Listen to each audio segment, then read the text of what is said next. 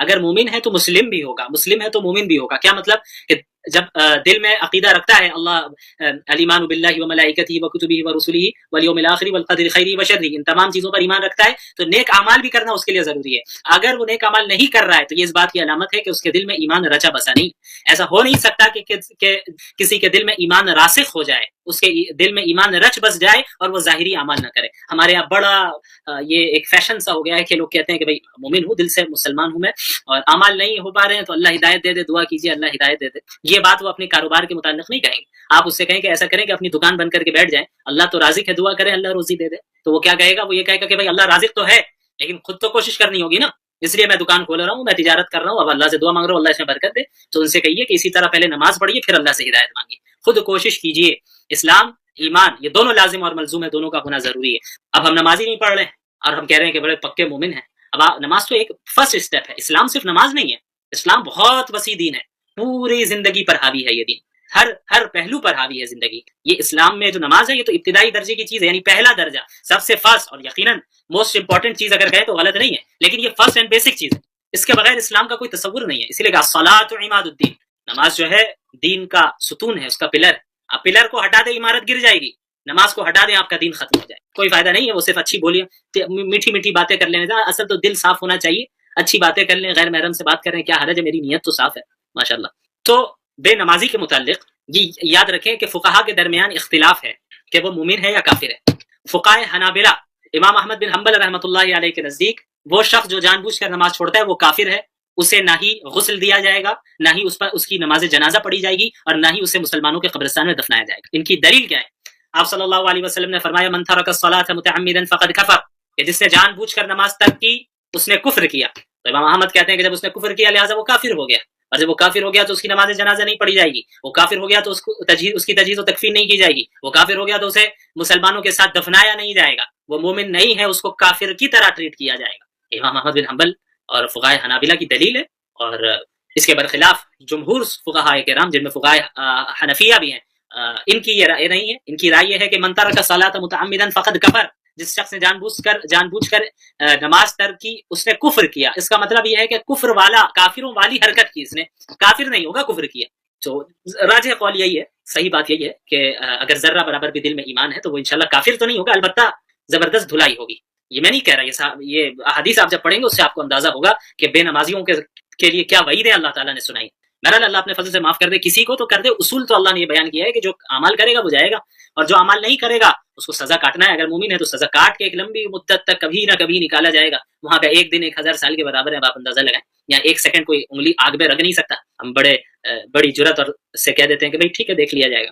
بہرحال البتہ اگرچہ یہ رائے ہی صحیح ہے کہ وہ کافر نہیں ہے لیکن کفر والا عمل کر رہا ہے. وہ امام لالکائی رحمۃ اللہ علیہ نے فرمایا کہ ایک بے نمازی کی ذلت اور اس کی عار اور اس کی رسوائی کے لیے صرف یہی بات کافی ہے کہ فقہائے کرام کے درمیان اس کے سلسلے میں اختلاف ہے کہ بھئی وہ مسلمان ہے بھی یا کافر. صرف ذلت کے لیے یہی بات کافی ہے. اب کافر ہو نہ ہو یہ تو بات کی بات ہے. فقہا آپ کے مسئلے میں اختلاف کر رہے ہیں، بعض کہہ رہے کافر ہے، بعض کہہ رہے مومن ہے. اس سے بڑی ذلت کی بات اور کیا ہو سکتی ہے؟ نماز چھوڑنے کا کوئی تصور اسلام میں نہیں ہے، اور صحابہ میں تو کبھی تھا نہیں. منافقین بھی جو تھے اس دور میں 5 وقت کی نماز رسول اللہ کے ساتھ پڑھا کرتے تھے مسجد نبوی میں، تاکہ کسی کو پتہ نہ چل جائے کہ وہ منافق ہے. تو اسلام اور ایمان دونوں لازم و ملزوم ہیں، یعنی ایک دوسرے سے جڑے ہوئے ہیں. ایک مومن سچا مسلم وہی ہے جس کے اندر ایمان بھی ہو اور اسلام بھی ہو، یعنی ظاہری اعمال بھی وہ کرتا ہو اور اس کے علاوہ دل میں ایمان رچا بسا بھی. اسی لیے الاسلام کے متعلق اللہ کے نبی صلی اللہ علیہ وسلم فرمایا کہ اسلام یہ ہے سب سے بنیادی چیز، گواہی دینا، ان تشهد ان لا الہ الا اللہ وان محمد رسول اللہ وتقیم الصلاۃ. سب سے پہلی چیز کہ تم اس بات کی گواہی دو کہ اللہ کے سوا کوئی خدا نہیں ہے اور محمد اللہ کے رسول ہے.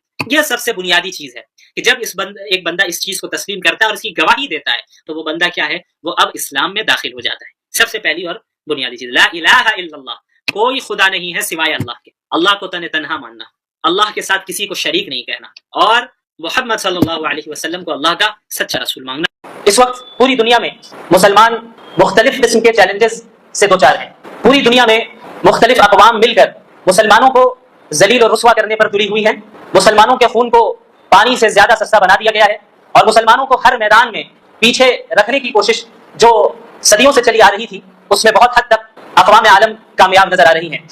ان جیسے حالات میں بہت سے سادہ لوگ مسلمان ایسے ہیں جو یہ سمجھتے ہیں کہ ہم چونکہ دین اسلام پر عمل کر رہے ہیں تو آخر ہمارے اوپر اس طرح کی آزمائش کیوں آ رہی ہے؟ ہم اللہ کے نبی محمد رسول اللہ صلی اللہ علیہ وسلم کے ماننے والے ہیں، ہم تو توحید کے قائل ہیں، ہم تو قرآن کریم کو اللہ کا کلام تسلیم کرنے والے ہیں، پھر آخر دنیا میں ہمیں ذلیل و رسوا کیوں کیا جا رہا ہے؟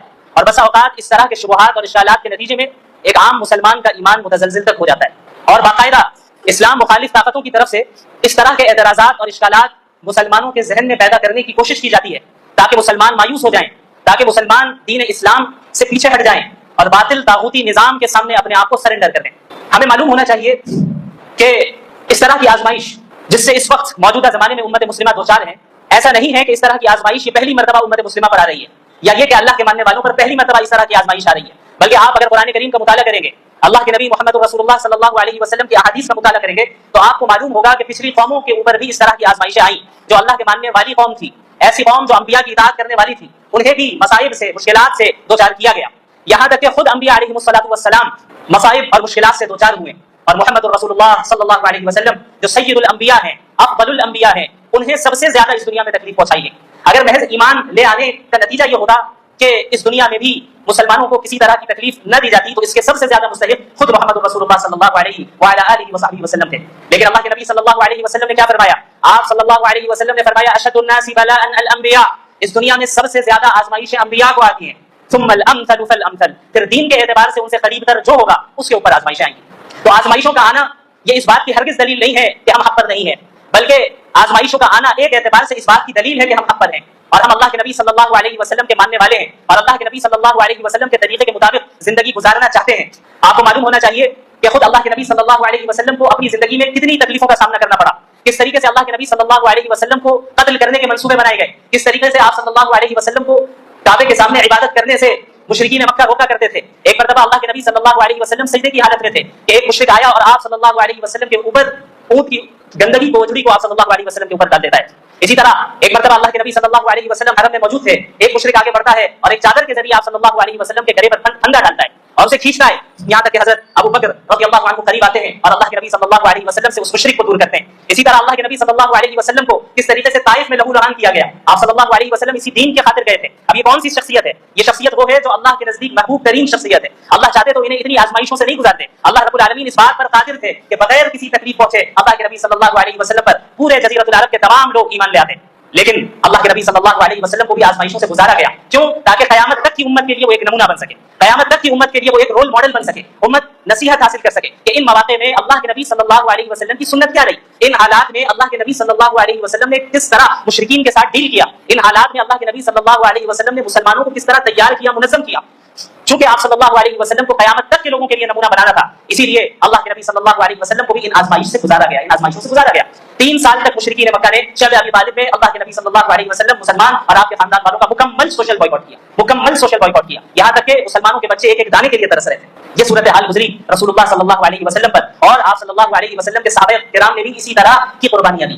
آپ کو معلوم ہے حضرت بلال رضی اللہ عنہ، ان کا نام آپ نے سنا ہے، کس طریقے سے حضرت بلال رضی اللہ عنہ نے اسلام قبول کیا۔ ظاہر اللہ کے نبی صلی اللہ علیہ وسلم کی جس جگہ بعثت ہوئی، جس زمانے میں بعثت ہوئی، یہ ایک ایسا زمانہ تھا جہاں انسانیت اپنی انتہا اور پستی کی انتہا تک پہنچ چکی تھی، جہاں غلاموں کو ان کے حقوق نہیں دیے جاتے تھے، سلیوز کو ان کے فنڈامنٹل ہیومن رائٹ سے بھی محروم رکھا گیا تھا۔ ایسے موقع پہ جب حضرت بلال رضی اللہ عنہ نے اللہ کے نبی صلی اللہ علیہ وسلم کی تعلیمات کو سنا کہ یہ غلام تمہارے بھائی ہیں، انہیں وہی کھلاؤ جو خود کھاتے ہو، انہیں وہی پہناؤ جو خود پہنتے ہو، انہیں اتنا بوجھ نہ دو کہ وہ اسے پورا نہ کر پائے، اور اگر کوئی بھاری کام دینا بھی پڑ جائے تو تم خود ان کا تعاون کرو۔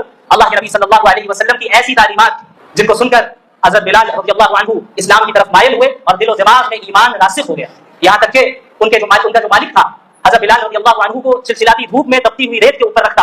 مکہ المکرمہ کی گرمی سے ہم سب واقف ہیں، جو بھی وہاں گئے ہیں جانتے ہیں کہ کس طرح کی شدید گرمی ہوتی ہے، وہاں کی تپتی ہوئی ریت کے اوپر حضرت بلال رضی اللہ عنہ کو رکھا جاتا اور ان کے سینے کے اوپر بھاری پتھر رکھا جاتا اور بار بار یہ کہا جاتا کہ تم محمد کے اتباع سے پیچھے ہٹو، اور وہ کیا کہتے؟ احد احد، صرف ایک اللہ، صرف ایک اللہ۔ آخر کیا چیز تھی جو حضرت بلال رضی اللہ عنہ کے اندر داخل ہو گئی تھی؟ ایک ایسی چیز جو انہیں دنیا کی ہر طرح کی تکلیفوں کو جھیلنے کے لیے تیار کر رہی تھی اور انہیں مضبوطی دے رہی تھی، انہیں طاقت دے رہی تھی۔ حضرت سمیہ رضی اللہ عنہا جو اسلام کی سب سے پہلی شہیدہ ہے، کس طریقے سے، کس بے دردی کے ساتھ اور بے رحمی کے ساتھ انہیں شہید کیا گیا، ان کی شرمگاہ میں نیزہ مارا گیا اور انہیں شہید کر دیا گیا۔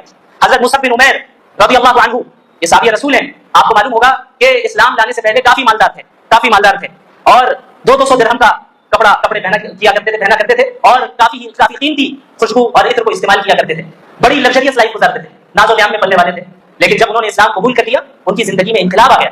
ایک انسان، ہم اور آپ اپنے اوپر ذرا غور کریں، ہم اپنے کمفرٹ زون سے باہر نہیں آنا چاہتے، ہم اپنے کمفرٹ زون سے باہر نہیں آنا چاہتے. ہمیں اپنی زندگی میں ذرا سی تکلیف آ جائے تو ہم اللہ سے شکایت کرتے ہیں, ذرا سی تکلیف آ جائے تو ہم شکایت کرتے ہیں کہ ہماری ساتھ ایسا کیوں ہوا. حضرت مصعب بن عمیر کے بارے میں سنیے. حضرت مصعب بن عمیر رضی اللہ عنہ وہ ہے جو کافی مالدار تھے. انہوں نے جب اسلام قبول کیا تو ان کے جو چچا تھے انہوں نے ان سے کہا کہ تم اگر اپنے باپ کے دین کو چھوڑ رہے ہو تو پھر یہ جو مال تمہیں حاصل ہے یہ بھی تمہارے باپ کا ہی کمایا ہوا مال ہے, لہٰذا تمہیں اسے چھوڑنا ہوگا.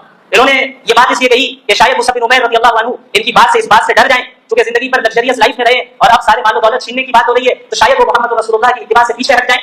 لیکن ایسا نہیں ہوا. حضرت مصعب بن عمیر رضی اللہ عنہ نے سارے مال کو, ساری دولت کو وہیں چھوڑ دیا. یہاں تک کہ ان کے چچا نے کہا کہ جو کپڑے تم پہن کر ہو یہ بھی چھوڑ کر جاؤ. حضرت مصعب بن عمیر رضی اللہ عنہ نے ان کپڑوں کو بھی اتار دیا اور بالکل برہنہ ہو کر اپنی ماں کے پاس پہنچتے ہیں. ان کی ماں دیکھتی ہے اور وہ رونے لگتی ہے کہ مصعب یہ کیا ہو گیا, یہ کس حال میں تم آئے؟ وہ کہتے ہیں کہ میری ماں میں موحد ہو گیا, میں محمدی ہو گیا ہوں, اب مجھے مال و دولت کی کوئی فکر نہیں, اب مجھے اتباع رسول کی فکر ہے, اب مجھے اس دین کی تبلیغ کی فکر ہے, اب مجھے اس دین کو تمام اقوام عالم تک پہنچانے کی فکر ہے, اب مجھے جنت کی فکر ہے, اب مجھے اس عارضی ٹیمپرری لائف کی فکر نہیں ہے جہاں زندگی چند سالہ زندگی ملتی ہے جس کی بھی کوئی گارنٹی نہیں ہوتی. آج کل نوجوان بھی بڑی تیزی کے ساتھ اس دنیا سے رخصت ہو رہے ہیں, کب کس کو موت آ جائے یہ نہیں پتا. صحابہ کرام کے اندر ایمان راسخ ہو گیا تھا اس طریقے سے کہ اللہ کے نبی صلی اللہ علیہ وسلم کی صحبت انہوں نے اختیار کی اور آپ صلی اللہ علیہ وسلم پر نازل ہونے والا کلام جو قرآن کریم اس کو پڑھا, اس کو سمجھا اور آپ صلی اللہ علیہ وسلم کے ذریعے دنیا کے حقیقی کانسیپٹ کو انہوں نے سمجھ لیا اور آخرت کے حقیقی کانسیپٹ کو بھی سمجھا کہ ہم اس دنیا میں کیوں آئے. یہی معاملہ تمام صحابہ کرام کے ساتھ رہا. سلف صالحین میں آپ کو سینکڑوں واقعات ایسے مل جائیں گے جہاں علماء کرام نے, فقہاء اعظام نے دین کے خاطر قربانیاں دی ہیں, اس دین کے خاطر قربانیاں دی ہیں. تو یاد رکھیے اگر آج کے زمانے میں ہمارے اوپر آزمائشیں آ رہی ہیں, یہ جو چند رسالے میں نے آپ کے سامنے پیش کی, چند واقعات مختصراً میں نے بیان کیے, یہ تو اللہ کے نبی صلی اللہ علیہ وسلم کے زمانے کے واقعات ہیں. آج بھی اگر آپ کو اس کی زندہ مثال دیکھنی ہے تو فلسطین کے مسلمانوں کو دیکھ لیں. زندہ مثال آپ دیکھیں جہاں ماں باپ اپنے معصوم بچوں کی لاش کو لے کر کھڑے ہیں اور اس وقت بھی اللہ کا شکر ادا کر رہے ہیں اور کہہ رہے ہیں اللہ ہی نے دیا ہے, اللہ ہی دینے والا ہے. ان کی زبان سے ایک شکایت کا کوئی لفظ تک نہیں نکل رہا ہے. یعنی ایسے ایمان والے آج بھی موجود ہیں. اگر ہم اس طرح نہیں بن پا رہے ہیں تو کمی ہمارے اندر ہے. اور یاد رکھیے جس طرح حالات آزمائش کے طور پر آتے ہیں, برے حالات آتے ہیں, اسی طریقے سے بسا اوقات امت جب محمد رسول اللہ صلی اللہ علیہ وسلم کے نہج سے ہٹ جاتی ہے تب اس طرح کے حالات آتے ہیں. اللہ کے نبی صلی اللہ علیہ وسلم نے اس زمانے کے متعلق پہلی پیشن گوئی فرمائی. آپ صلی اللہ علیہ وسلم نے فرمایا کہ ایک زمانہ آئے گا کہ جب تمام اقوام اس امت مسلمہ پر اس طرح ٹوٹ پڑیں گی جس طریقے سے کھانے والے کھانے کے پیالے پر ٹوٹ پڑتے ہیں. صحابہ کرام کو تعجب ہوا کہ آخر ایسا کیسے ہو سکتا ہے, کیا ہماری تعداد اتنی کم ہوگی؟ اب اس پر غور کریں. صحابہ کرام کے ذہن میں یہ بات آئی کہ کیا ہماری تعداد اتنی کم ہوگی, کیونکہ ہو سکتا ہے ظاہری اسباب کے تحت ہم مغلوب ہو جائیں, دین کو چھوڑ دینے اور دین پر عمل نہ کرنے کا تصور بھی ان کے ذہن میں نہیں تھا. انہوں نے یہ بات کہی کہ یا رسول اللہ کیا ہماری تعداد اتنی کم ہوگی, اتنی کم ہوگی؟ آپ صلی اللہ علیہ وسلم نے فرمایا کہ نہیں, تمہاری تعداد بہت ہوگی لیکن تم سیلاب کی جھاگ کے مانند ہوگے. اللہ رب العالمین تمہارے دشمنوں کے دلوں سے تمہارا رعب اور خوف نکال دے گا اور تمہارے دلوں میں وہن ڈال دے گا. صحابہ کرام نے پوچھا یا رسول اللہ یہ وہن کیا ہے؟ آپ صلی اللہ علیہ وسلم نے فرمایا حب الدنیا وکراہیۃ الموت, دنیا کی محبت اور موت کا ڈر, دنیا کی محبت اور موت کا ڈر. آپ صلی اللہ علیہ وسلم نے ان حالات کی جو وجہ ہوگی وہ بھی بیان کر دی اور علاج کی طرف اشارہ بھی کر دیا. یعنی اگر پستی اور رسوائی اور ذلت مسلمان ان پستی اور ذلت سے دوچار ہو رہے ہیں تو اس کے پیچھے یہ دو وجہ ہوگی کہ ان کے اندر دنیا کی ایسی محبت آ جائے گی کہ وہ دین کے لیے پھر قربانی دینے کے لیے تیار رہیں گے. موت سے ایسا ڈر آ جائے گا, جب بھی دنیا کی محبت آئے گی لازماً اس کا نتیجہ یہ نکلے گا کہ موت سے کراہیت ہوگی, موت سے انسان ڈرے گا. کیوں؟ کیونکہ وہ دنیا ہی کو سب کچھ سمجھنے لگتا ہے, وہ اس کے ذہن سے آخرت کا عقیدہ اوجھل ہو جاتا ہے, کلیئر نہیں رہتا, تو وہ اس دنیا میں اپنے اوپر تکلیفوں کو برداشت نہیں کر پاتا. وہ یہ سوچ نہیں پاتا کہ بھائی مجھے مرنا بھی ہے اور اگر میں نے حق کی آواز بلند کی تو مجھے تکلیفوں کا سامنا کرنا پڑ جائے گا, مجھے اپنے کمفرٹ زون سے باہر نکلنا پڑے گا, مجھے لگژریس لائف کو چھوڑنا پڑے گا, اس دین کے خاطر چھوڑ دینا پڑے گا. تو اللہ کے نبی صلی اللہ علیہ وسلم نے ان دونوں چیزوں کی طرف اشارہ فرما دیا کہ حب الدنیا وکراہیۃ الموت, دنیا کی محبت اور موت کا ڈر, یہ اس امت میں داخل ہو جائیں گی. لہٰذا اسی حدیث سے اس مسئلے کا حل بھی ملتا ہے اور وہ حل یہی ہے کہ ہم امت مسلمہ مل کر اپنے اندر سے دنیا کی محبت کو ختم کریں اور اللہ کی حقیقی محبت اپنے اندر داخل کریں, آخرت کی حقیقی طلب اپنے اندر داخل کریں اور ہم دنیا کے صحیح کانسیپٹ کو سمجھیں کہ ہم اس دنیا میں آئے ہیں یوں ہی نہیں پیدا کیے گئے بلکہ ایک مشن کے ساتھ آئے, ایک مشن کے ساتھ آئے. ہماری ذمہ داری ہے کہ یہ 50 سالہ 60 سالہ زندگی جتنی بھی مل رہی ہے اس کو اللہ کے احکامات کے مطابق گزارے, تبھی قیامت کے دن آخرت میں وہ جنت ملے گی جس کے مطابق رسول اللہ صلی اللہ علیہ وسلم نے فرمایا ما لا عین رأت, جسے کسی آنکھ نے دیکھا تک نہیں, ولا اذن سمعت, جس کی حقیقت کو کسی کان نے سنا تک نہیں, ولا خطر علی قلب بشر, جنت ایسی جگہ ہے کہ جس کے کسی کے امیجنیشن میں بھی نہیں آیا, وہ جنت کسی کے امیجنیشن میں بھی نہیں آئی. ایسی جگہ ہے, ایسی لگژریس لائف آپ کو ملے گی جہاں کبھی کوئی موت نہیں آنے والی, جہاں کبھی کوئی بیماری نہیں, جہاں کوئی فقر و فقر نہیں, جہاں کسی طرح کی تکلیف نہیں. لیکن وہ جنت یاد رکھیں اتنی سستی نہیں ہے, اتنی سستی نہیں ہے. احسب الناس ان يتركوا ان يقولوا آمنا وهم لا يفتنون, کیا لوگوں نے یہ سوچ لیا ہے کہ وہ بس یہ کہہ دیں گے کہ ہم ایمان لے آئیں تو ہم انہیں چھوڑ دیں گے, انہیں یوں ہی چھوڑ دیا جائے گا اور انہیں فتنوں میں اور آزمائشوں میں مبتلا نہیں کیا جائے گا, انہیں جانا نہیں جائے گا.